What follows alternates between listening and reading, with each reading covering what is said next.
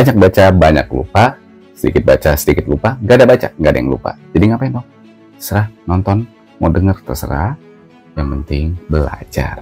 Kalau kemarin kita udah bahas tentang bagaimana akhirnya Jerman dengan segala perharanya dengan Prancis dan Austria, Hongaria.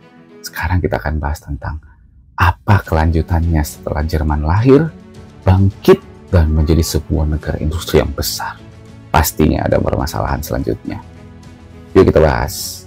Kemenangan Jerman atas Prancis itu menyatukan Jerman Utara dengan Jerman Selatan menjadi sebuah negara yang kita kenal namanya Kekaisaran Jerman, dengan kaisar yang bernama Wilhelm I dengan kanselir atau Perdana Menteri yang kita kenal nanti adalah Otto von Bismarck. Hal ini kita akan bahas bagaimana Jerman setelah itu. Yang jelas Jerman di sini mulai membangun industrinya. Hal ini bagaimana bisa terwujud? Kita harus pahami dulu Jerman itu dengan sumber daya manusianya yang sangat luar biasa sekali. Dengan situasi kontinental, mereka harus bisa survive, adaptasi, ditambah juga ada reformasi ilmu pengetahuan juga, sehingga melahirkan tokoh-tokoh industri seperti Alfred Diesel nanti dan beberapa tokoh lainnya. Nah, itu SDM-nya sudah luar biasa, ditunjang dengan sumber daya alamnya juga yang luar biasa. Kita tahu beberapa wilayah Jerman itu banyak mengandung baja ya di sini, dan salah satu wilayah yang benar-benar diinginkan Jerman pasca mengalahkan Prancis itu adalah wilayah Elsass-Lothringen atau Alsace-Lorraine dalam bahasa Prancis ya. Nah, wilayah itu benar-benar menghasilkan baja yang lumayan banyak dan itu sangat menyokong industri Jerman pada saat itu. Jerman sudah mulai membangun industrinya bergiat dengan segala produksinya juga, dan Made in Germany pun mulai merambah ke berbagai wilayah. Tentunya ini nanti kelak jadi masalah. Namun waktu Jerman mulai merangkak, membangun ekonomi lebih stabil, tiba-tiba terjadi sebuah peristiwa, yaitu perang Rusia melawan Turki Ottoman. Sebenarnya Rusia beberapa kali menyerang Turki seperti pada saat perang Crimea ya, tapi perang Crimea ini dia gagal karena ada bantuan Inggris, Prancis pada saat itu. Namun pas ketika perang Rusia-Turki tahun 1877 sampai 1878, ini wilayah Turki sudah mulai dimasuki oleh Rusia, bahkan sudah hampir mendekati Istanbul pada saat itu. Nah, ini jadi alarm bahaya sehingga negara-negara Eropa yang waktu itu terkejut dengan apa yang dilakukan Rusia ini, mulai merangsek masuk ingin menggempur Rusia juga. Nah, hal ini jadi tanda bahaya juga bagi Jerman. Jerman pada saat itu sedang membangun ekonominya, dia tidak mau turut serta dalam keadaan perang di sekitarnya, termasuk negara-negara lain. Hal ini karena apa? Karena dia kan lagi membangun, ya butuh kestabilan lah. Nah, kalau terjadi perang, dan itu bisa terjadi seperti Perang Dunia I nanti bahkan kelak, karena ini hampir negara-negara besar terlibat di situ, ini kan jadi bahaya buat industri Jerman nantinya yang sedang baik-baiknya bergerak gitu. Nah, akhirnya Otto von Bismarck sebagai seorang kanselir di sini melakukan sebuah diplomasi untuk menenangkan semua bangsa-bangsa Eropa di situ, terutama untuk negara-negara yang punya kepentingan dengan masalah Rusia dan Turki ini. Jerman melakukan apa? Itu yang kita sebut namanya Kongres Berlin. Kongres Berlin ini merupakan upaya diplomasi seimbang ya yang dilakukan Bismarck terhadap negara-negara yang berselisih dan punya kepentingan dengan masalah perang Rusia-Turki. Kenapa Rusia ini melakukan serangan terhadap Turki? Ini kita harus bahas dulu bahwa Rusia itu pengen menguasai wilayah Turki, terutama pada saat itu adalah wilayah Balkan ya. Nah, kenapa wilayah Balkan yang diserang? Karena wilayah Balkan ini memiliki pertama ada kesamaan bangsa, itu bangsa Slav. Kedua, wilayah Balkan ini nanti akan menjadi pintu gerbang bagi Rusia untuk politik air hangatnya. Politik air hangat ini adalah upaya Rusia untuk mencari wilayah-wilayah yang pelabuhannya tidak beku. Kita tahu sendiri Rusia itu wilayahnya sangat luas, tapi sialnya adalah dia tidak memiliki jendela kalau bisa dibilang, atau pintu keluar. Karena wilayah lautnya kebanyakan memiliki es yang sangat padat ya, atau kita bilang beku. Dan itu juga mengakibatkan mereka sulit untuk mengekspor hasil-hasil buminya nantinya. Namun sialnya wilayah-wilayah yang diincar dia itu sudah memiliki tuannya ya, seperti misalkan Laut Tengah, di situ ada yang banyak kepentingan seperti Inggris, Prancis, dan beberapa negara seperti Austria, Hongaria. Ke timur dia nanti ketemu sama Jepang dan macam-macam. Sehingga Rusia pun pusing di sini. Ya mau gimana? Dan sasaran utamanya pada saat itu adalah Balkan, karena ini mungkin jarak paling dekat dan mungkin ada kesamaan bangsa, jadi mungkin ada peluang nih apalagi Turki sedang lemah-lemahnya saat itu. Nah, ketika terjadi perang ini, tentunya negara-negara lain pun marah. Akhirnya diadakanlah Kongres Berlin oleh Bismarck ini untuk meredam kemarahan masing-masing perwakilan negara. Untuk Rusia, Jerman memberikan wilayah Ardahan, Kaukasus, pokoknya Turki bagian utara itu ada sebagian wilayah itu diberikan kepada Rusia. Rusia mungkin sakit hati ya, seharusnya dia bisa dapat wilayah Laut Tengah nih. Kalau udah dapat Balkan, otomatis kan tinggal dikit lagi nih ke Laut Tengah. Tapi ya Jerman berdiplomasi, udah kamu dapat ini aja dulu. Wilayah Turki ini udah diikhlaskan buat kamu. Memang itu nyampe nanti dekat ke Laut Kaspia ya. Tapi ada lagi, salah satu lagi yang membuat Rusia ini akhirnya mau. Jerman beri kompensasi, yaitu bantuan ekonomi dan juga teknologi industri kepada Rusia.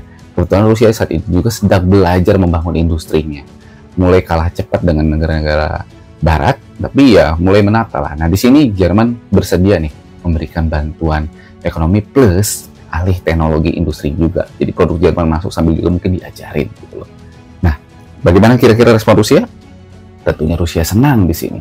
Tapi Jerman tentunya tidak memberikan bantuannya dengan cuma-cuma. Jerman minta persyaratan kepada Rusia. Apa itu?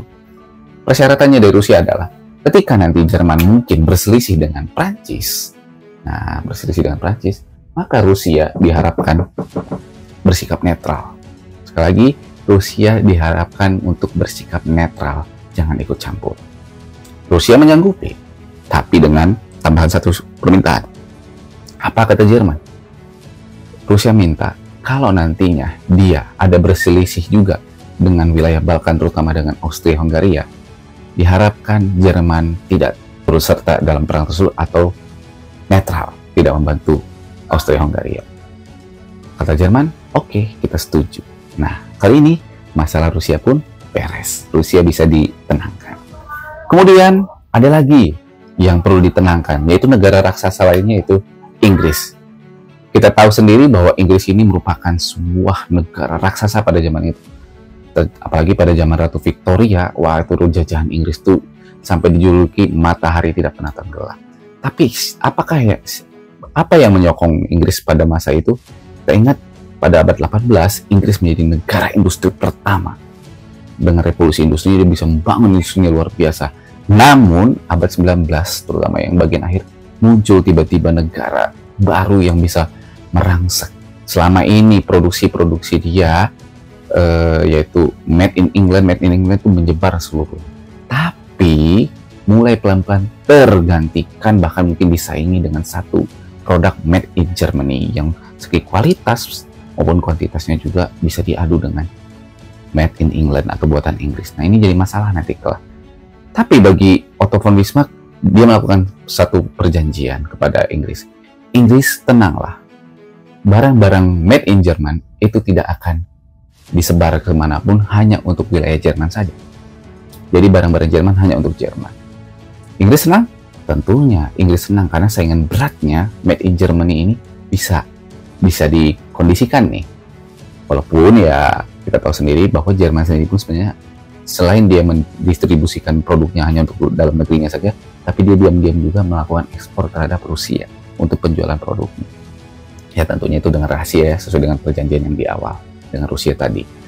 Oke, masalah barang-barang industri aman. Jadi persaingan industri dengan Jerman ini bisa diamankan dulu.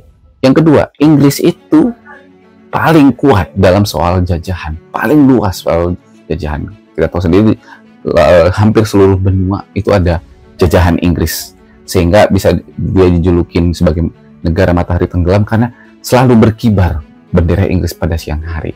Misalkan di Afrika Selatan berkibar bendera Inggris pada siang hari, dan ketika malam hari nanti di Afrika Selatan, maka di Hong Kong itu berkibar bendera Inggris pada keadaan siang hari. Begitu juga nanti ketika di Hong Kong nanti malam hari, maka di Belize itu akan berkibar bendera Inggris pada siang hari. Ketika di Belize nanti malam hari, maka di Sydney berkibar bendera Inggris pada siang hari. Nah, begitulah nanti hampir seluruh benua ada jajahan Inggris. Nah, Jerman di sini kan negara industri, tapi sangat telat gitu loh. Sangat telat untuk melakukan ekspansi. Kita tahu sendiri wilayah jajahan Inggris itu tidak hanya dipakai untuk hanya sekedar penyuplai bahan baku, tapi juga untuk pemasarannya. Sekali lagi, Inggris juga melakukan pemasaran di hadap negara jajahannya. Jadi dia melakukan imperialisme modern. Suplai bahan baku mentah, jual dalam produk jadi ke wilayah jajahan. Nah, Jerman sini sedikit telat di sini dan pengen ekspansi. Namun dia tahu Inggris juga di sini punya ambisi yang tidak boleh diganggu. Nah, tadi soal produksi barang, industri sudah diredam. Nah, ini masalah jalan bagaimana? Jerman pun mau meredamnya. Jerman berjanji, Lord Bismarck berjanji kepada Inggris soal jajahan Jerman akan meredam. Jadi Jerman hanya memfokuskan untuk wilayahnya saja. Dia tidak akan ada melakukan ekspansi ke wilayah manapun. Inggris senang? Tentu saja Inggris senang. Dan yang ketiga, Inggris untuk segala produksinya, pendistribusiannya, dan juga untuk mengelola jajahannya, dia butuh armada militer yang kuat. Dan Inggris sangat kuat soal militer, terutama angkatan laut. Britain rule the waves. Britannian rules the waves. Semboyannya bahwa Inggris itu adalah penguasa lautan samudra. Jadi tidak boleh ada yang mengganggu soal ini. Jerman tahu persis hal ini sehingga dia berjanji kepada Inggris bahwa dia tidak akan pernah memperkuat angkatan lautnya karena memang fokusnya di kontinental. Kita tahu sendiri Jerman itu ada di daratan Eropa dan tentunya persaingannya itu lebih di daratan dan itu sangat bergantung banget dengan angkatan darat, bukan angkatan laut. Jadi Bismarck pun berjanji tidak akan membangun angkatan lautnya, yang tentunya itu sangat menyenangkan Inggris juga. Sekali lagi, Inggris itu paling tidak suka disaingi dalam 3 hal, soal industri, persaingan dengan wilayah jajahan, dan angkatan laut. Dan Jerman untuk ketiga-tiganya berjanji tidak akan menyaingi Inggris. Aman buat Inggris? Aman. Tapi Jerman juga meminta syarat. Apa kata Inggris? Tolong, ketika kami nanti berselisih dengan Prancis, Anda minimal netral. Kata Inggris, siap. Maka terjadi perjanjian demikian. Terakhir, ada satu lagi negara yang harus dibereskan. Selain Prancis, yang dendam kepada Jerman adalah satu negara, yaitu Austria-Hungaria. Nah, ini kan bahaya nih. Jangan sampai Austria-Hungaria ini jadi beban lagi nantinya.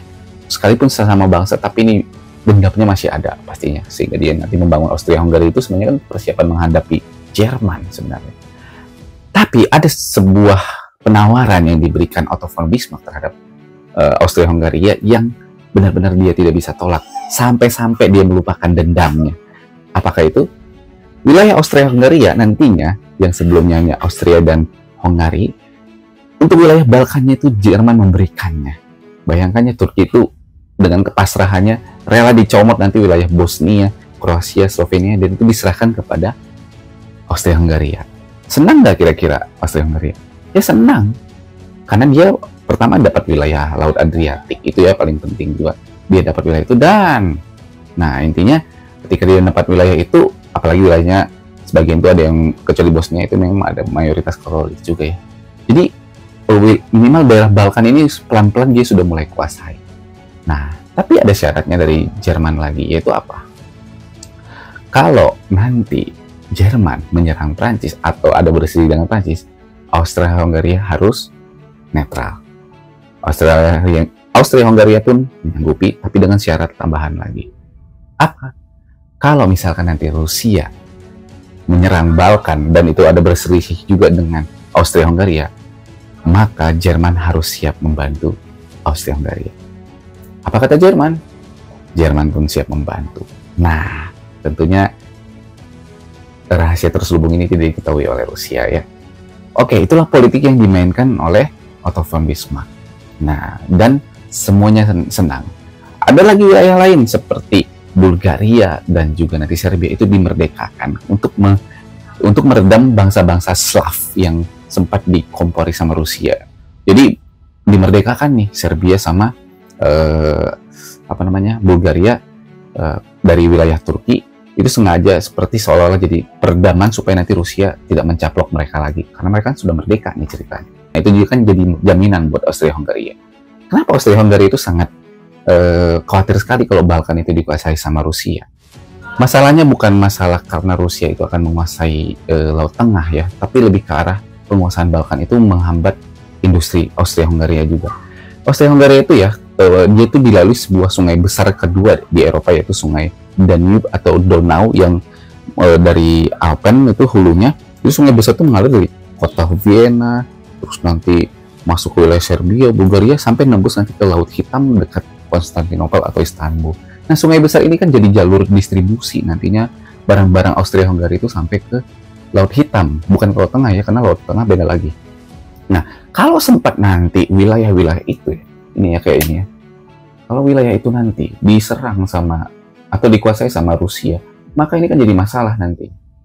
Nah, nanti jadi masalah, bayangkan kalau Rusia menguasai Balkan dan Austria-Hungaria nanti mendistribusikan barangnya, tentunya kan Rusia belum tentu mau menerima, dan apalagi nanti Rusia nanti kan bisa jadi pesaing tambahan lagi untuk wilayah di sekitar Laut Tengah ini nanti. Itu juga lah nanti yang menjadi dasar kenapa Prancis dan Inggris itu nggak mau Rusia itu menguasai Turki.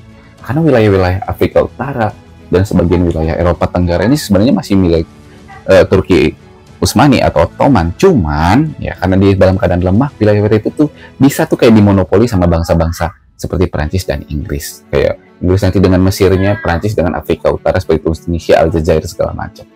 Nah, Rusia ini kan kalau dia menguasai Turki Ottoman, dihabisin semua sama dia nanti semuanya.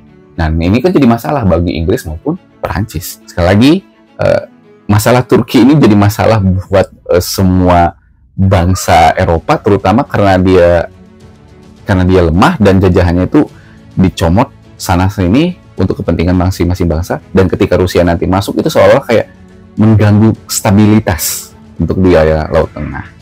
Nah, karena itulah nantinya bangsa-bangsa Eropa pun sempat marah sama Turki, namun bisa diredam sekali lagi oleh Kongres Berlin, hasil dari diplomasi Bismarck. Sekali lagi, tujuan dari Kongres Berlin ini fokusnya adalah pertama, meredam ambisi bangsa-bangsa Eropa, menenangkan bangsa-bangsa Eropa akibat penguasaan Turki terhadap wilayah-wilayah Turki Ottoman. Nah, karena perang Rusia-Turki ini sebenarnya sudah dimenangkan Rusia, tapi bisa digagalkan ketika ada diplomasi Bismarck ini. Nah, kalau sampai terjadi perang, maka ya kalau misalkan dilanjutkan ya tanpa ada Kongres Berlin, maka mungkin Perang Dunia I itu akan muncul di abad 19. Itu yang dikhawatirkan oleh Otto von Bismarck di sini. Dan dia berhasil menenangkannya. Kedua, kenapa dari semua perjanjian terhadap Inggris, Austria-Hungaria maupun Rusia, nah itu semua bermuara pada satu, yaitu apa? Kalau Jerman nanti berselisih terhadap Prancis, maka yang lainnya harus netral.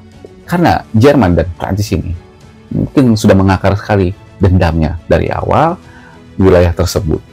Terjadi banyak pertempuran antara Jerman dan Prancis, dan yang jadi masalah adalah yang terakhir ketika Jerman nanti mendeklarasikan kemerdekaannya justru di Prancis, di Versailles. Dan itu sangat menyakiti hati rakyat Prancis saat itu. Tapi ya kembali Jerman juga udah siap sedia dengan hal itu, sehingga apabila nanti Prancis cari masalah, Jerman juga udah siap. Ditambah nanti ada diplomasi senyap dengan yang negara-negara sekitarnya. Intinya Prancis pun dikucilkan di sini. Oke, itulah hasil Kongres Berlin. Menenangkan bangsa-bangsa Eropa dengan segala ambisinya. Dan tentunya tujuan utamanya adalah tetap membuat ekonomi Jerman stabil, industrinya juga bergerak maju. Jerman cerdik dalam hal ini. Otto von Bismarck adalah otak. Sekali lagi, peran Otto von Bismarck dalam Kongres Berlin ini bisa mendamaikan bangsa Eropa, menenangkan bangsa Eropa, dan Perang Dunia I pun bisa dicegah pada abad 19. Oke, itu aja dulu video kali ini mengenai Kongres Berlin dan menjadi latar belakang nantinya sebelum kita masuk ke sebab umum selanjutnya nanti, persaingan antara Inggris dan Jerman. Tapi kita pahami dulu bahwa Kongres Berlin ini akar yang kuat dulu nih ya, menjadi pondasi dulu nih, bagaimana Jerman bisa membangun industrinya dan bisa bersaing dengan Inggris nanti. Itu aja video kali ini. Kalau ada yang mau ditanyakan boleh di komentar ya. Sampai ketemu lagi dalam video konten selanjutnya. Terima kasih.